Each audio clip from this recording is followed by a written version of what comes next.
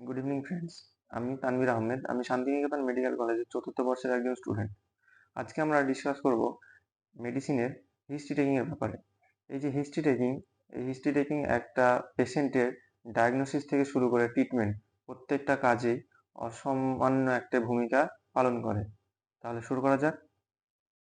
History taking a আমরা প্রথমে দেখে নেব পেশেন্ট পার্টিকুলার্স। পেশেন্ট পার্টিকুলার্স আমরা সাধারণত পেশেন্টকে নিজেকে জিজ্ঞেস করতে পারি, অথবা পেশেন্ট যদি কথা বলতে না পারে বা কোঅপারেটিভ না হয়, সেক্ষেত্রে আমরা পেশেন্টের বাড়ির লোক বা তার সঙ্গে যে থাকবে পেশেন্টের অ্যাটেন্ডেন্ট, তাকে আমরা জিনিসটা জিজ্ঞেস করতে পারি। প্রথমে আমরা পেশেন্টের নাম জিজ্ঞেস করে নেব। নাম জিজ্ঞেস করার পর তার এজ জিজ্ঞেস করব, তার সেক্স জিজ্ঞেস করব, তার বাড়ির অ্যাড্রেস জিজ্ঞেস করব। এছাড়া রেস অথবা রিলিজিয়নটাও জিজ্ঞেস করব। রিলিজিয়ন অনেক ক্ষেত্রে অনেক বড় ভূমিকা পালন করে ডায়াগনোসিস করার ক্ষেত্রে, কারণ বিভিন্ন ধর্মে আমাদের বিভিন্ন রকমের ডায়েট হোক বা কোনো নিয়ম কানুন থাকে, সেগুলো পালন করার ফলে ডিফারেন্সিয়াল হতে পারে। এছাড়া আমরা পেশেন্টের অকুপেশনটা জিজ্ঞেস করব। অকুপেশন থেকে আমরা পেশেন্টের ডায়াগনোসিসের দিকে যেতে পারি। তাছাড়া ডেট অফ অ্যাডমিশন এবং ডেট অফ এক্সামিনেশনটা আমি লিখে নেব। এরপর নেক্সট আসছে হচ্ছে চিফ কমপ্লেন। চিফ কমপ্লেন সাধারণত আমরা পেশেন্ট যে কারণের জন্য হসপিটালে আসছে সেইটা আমরা প্রাধান্যতা দেব, এবং এই যে চিফ কমপ্লেনটা লিখবো, সেই চিফ কমপ্লেনটার সঙ্গে আমরা তার ডিউরেশনটা লিখে দেবো। ধরো পেশেন্ট এসে বলছে আমার পেটে ব্যথা হচ্ছে, এবং পেটে ব্যথা হচ্ছে কতদিন ধরে আমরা সেটা আগে জিজ্ঞেস করব। যদি পেশেন্ট বলে আমার 20 দিন ধরে ব্যথা হচ্ছে, সেক্ষেত্রে আমরা চিফ কমপ্লেন্টে লিখবো abdominal pain for 10 days or 20 days, যেটা পেশেন্ট বলবে। অর্থাৎ আমরা চিফ কমপ্লেনে যে মেন কজটা আছে সেই কজের সঙ্গে সঙ্গে সেই কজটা কতদিন থেকে হচ্ছে সেটার ব্যাপারে আমরা লিখবো। এরপরে চিফ কমপ্লেনের ক্ষেত্রে যেটা সবচেয়ে বেশি দিন থেকে হবে এবং রিলেটেড টু দ্যাট কজ হতে হবে, সেটা আমরা এক নম্বরে লিখবো। অর্থাৎ যেটা ক্রনিক হবে সেটা আমরা আগে লিখবো, তারপরে যেটা কম ডিউরেশন ধরে হচ্ছে সেটা আমরা পরে লিখবো। আমরা সাধারণত চিফ কমপ্লেনে একটা, দুটো, তিনটে হার্ডলি চিফ কমপ্লেন আমরা নিতে পারি। ইউজি লেভেলের জন্য তিনটে যথেষ্ট, তিনটের বেশি নেওয়া উচিত নয়। আর এমডি লেভেলে গেলে সেটা শুনেছি, স্যাররা বলেছেন যে এমডি লেভেলের ক্ষেত্রে সেটা 5টা অবধি চিফ কমপ্লেন হতে পারে। তাহলে চিফ কমপ্লেন গেল। এরপরে চিফ কমপ্লেনের পর আসে হচ্ছে history of present illness. History of present ইলনেসে আমরা যে চিফ কমপ্লেনটা পাচ্ছি সেই চিফ কমপ্লেনটাকে এলাবোরেট করব। চিফ কমপ্লেনের যে জিনিসটা নিয়ে আসছে পেশেন্ট আমার কাছে, সেইটার ব্যাপারে আমি এখন জিজ্ঞেস করব। প্রথমে তো আমি অনসেট জিজ্ঞেস করব, কবে জিনিসটা ডেভেলপ হচ্ছে। তাহলে ডিউরেশন সেখান থেকেও পেয়ে যাবো। আমি কতদিন ধরে জিনিসটা হচ্ছে সেটা পেয়ে যাবো।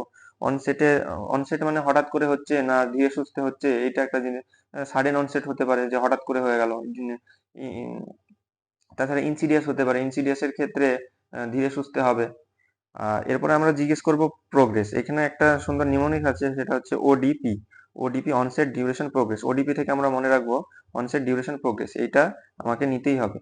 নেক্সট হচ্ছে অ্যাগ্রিভেটিং ফ্যাক্টর, অর্থাৎ কোন জিনিসটা করলে যে পেশেন্ট যে কজটা নিয়ে এসছে সেটা কি ক্ষেত্রে বাড়ছে, এটা কোন ক্ষেত্রে বাড়ছে সেটা দেখবো। তারপরে দেখবো রিলিভিং ফ্যাক্টর। রিলিভিং ফ্যাক্টরে আমি পেশেন্ট যে জিনিসটা নিয়ে আসছে সেই জিনিসটা সে পেশেন্ট তো সাধারণত তার বাড়িতে তার যদি যে সমস্যাটা হচ্ছে সেই সমস্যাটা কমানোর জন্য কিছু না কিছু করবে, সেটা আমি পেশেন্টকে জিজ্ঞেস করবো যে কি করলে পেশেন্টের কমছে। এছাড়া জিজ্ঞেস করবো অ্যাসোসিয়েটেড এনি সিমটমস, অ্যাসোসিয়েটেড কোনো সিমটমস আছে কিনা পেশেন্টের। অ্যাসোসিয়েটেড সিমটমস যেমন যদি পেন হয়, পেনের ক্ষেত্রে আমি জিজ্ঞেস করবো কোনো পেনের সঙ্গে কোনো জ্বর আসছে কিনা, তার কোনো কফ হচ্ছে কিনা। বিভিন্ন রকমের যে সিমটমস আছে সেগুলো জিজ্ঞেস করবো। এরপরে আছে important negative history.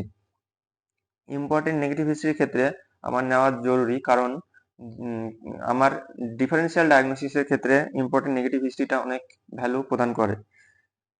History of present ইলনেসটা আমি এর পরের ভিডিওতে ভালো করে এলাবোরেট করব। নেক্সট আপ হচ্ছে পাস্ট হিস্ট্রি। পাস্ট হিস্ট্রিতে আমি পেশেন্টকে জিজ্ঞেস করব সেম কাইন্ড অফ সিমটমস এর আগে হয়েছে কিনা, যদি হয়ে থাকে সেটা লিখবো।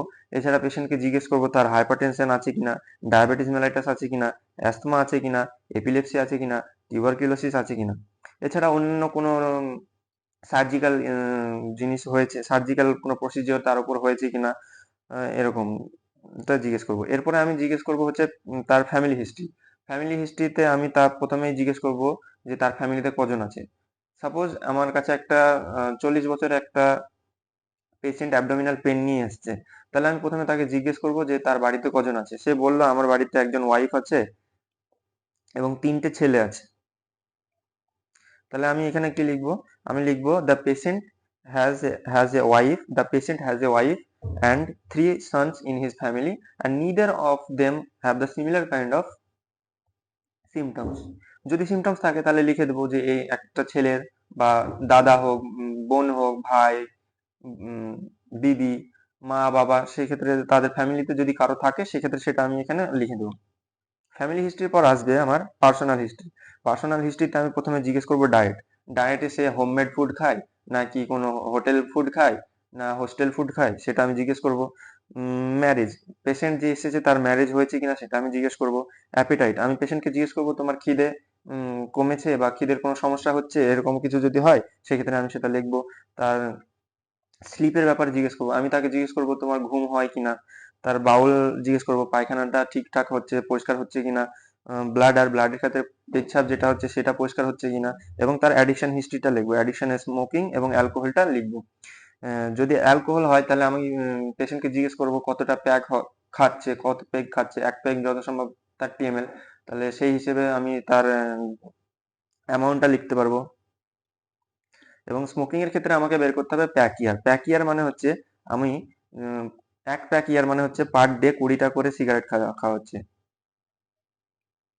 যদি 1 প্যাক পার ডে 20টা করে সিগারেট খায় এবং তাহলে সেটা হচ্ছে 1 প্যাক ইয়ার। এবার এটাকে আমি কতদিন ধরে খাচ্ছে পেশেন্ট সেটা জিজ্ঞেস করবো। সাপোজ পেশেন্ট 20 বছর ধরে খাচ্ছে, তাহলে আমার প্যাক ইয়ারের এটার ফর্মুলা হবে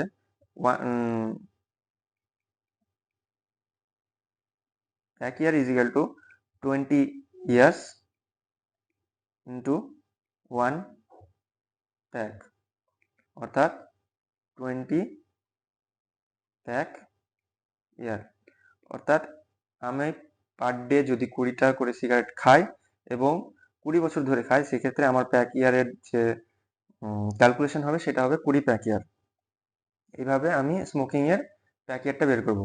যদি বিড়ি খাই পেশেন্ট এবং বিড়ি খাওয়ার ক্ষেত্রে আমরা প্যাক ইয়ার বের করতে পারবো না, সেক্ষেত্রে আমরা পার ডে কতটা বিড়ি খাচ্ছি সেটা লিখে দেবো। এরপরে আসবে অ্যালার্জিক হিস্ট্রি। পেশেন্টকে আমরা এরপরে জিজ্ঞেস করব পেশেন্টের কোনো রকম অ্যালার্জিক হিস্ট্রি আছে কিনা, যদি থাকে সেক্ষেত্রে সেটা লিখে দেবো। এবং ড্রাগ হিস্ট্রি, ড্রাগ হিস্ট্রির ক্ষেত্রে আমরা পেশেন্টকে জিজ্ঞেস করব যে তার অন্য কোনো রোগের জন্য সে কোনো মেডিকেশন আছে কিনা। সাপোজ তার হাইপারটেনশন আছে, সেক্ষেত্রে সে হাইপারটেনশনের জন্য কোনো ওষুধ খাচ্ছে কিনা সেটা আমি জিজ্ঞেস করব। আর in case of female patient, যদি ফিমেল পেশেন্ট হয় এবং সে 13 থেকে 45 বছরের মধ্যে হয় সেক্ষেত্রে আমার তার অবস্ট্রাকটিভ হিস্ট্রি নিতে হবে। অবস্ট্রাকটিভ হিস্ট্রিতে আমি মেনার্কি নেব, মেনোপজ নেব, তার গ্র্যাভিডা প্যারিটি জিজ্ঞেস করব, ও ওসিপি খাচ্ছে কিনা সেটা জিজ্ঞেস করব। এরপরে আসে আমাদের এক্সামিনেশন। এক্সামিনেশন তো নর্মালি 2 রকমের হয়, একটা হচ্ছে জেনারেল সার্ভে এবং 2 হচ্ছে সিস্টেমিক এক্সামিনেশন। জেনারেল সার্ভেতে অনেকগুলো আছে যেগুলো আমরা জিজ্ঞেস করব। নর্মালি প্রথমে বিল্ড জিজ্ঞেস করব, নিউট্রিশন জিজ্ঞেস করব, পেশেন্ট অ্যালার্ট কনসিয়াস আছে কিনা সেটা জিজ্ঞেস করব, ডেকিউবিটাস চেক করব, প্যালোর চেক করব, ইকটেরাস চেক করব, সায়ানোসিস, ক্লাবিং, ইডিমা এগুলো চেক করব, নেক ভেন্স দেখব, নেক আর্টারি, নেক ভেন্স, নেক গ্ল্যান্ডস এগুলো চেক করব, পেশেন্টের ভাইটাস চেক করব, blood pressure, pulse, respiratory rate and temperature, এগুলো আমরা আমাদের যাবে জেনারেল সার্ভেতে। এছাড়া আমাদের আসবে সিস্টেমিক এক্সামিনেশন। সিস্টেমিক এক্সামিনেশনের জন্য আমি প্রত্যেকটা সিস্টেমিক এক্সামিনেশন আলাদা আলাদা করে একটা ভিডিও দেবো। সিস্টেমিক এক্সামিনেশনে আমার সাধারণত 7টি সিস্টেম আছে যেটা ভালো করে এক্সামিন করতে হবে। তার মধ্যে 4টি খুব ইম্পর্টেন্ট, সেটা হচ্ছে cardiovascular system, respiratory system, gastrointestinal system এবং সেন্ট্রাল নার্ভাস সিস্টেম। এছাড়াও রয়েছে জেনিটো ইউরিনারি সিস্টেম, লিম্ফোসাইরেটিকুলার সিস্টেম এবং লোকোমোটিভ সিস্টেম। কিন্তু এই 3টে অতটা গুরুত্ব নেই, এই 4টে সবচেয়ে আমাকে বেশি গুরুত্ব দিয়ে পড়তে হবে। Thank you for today.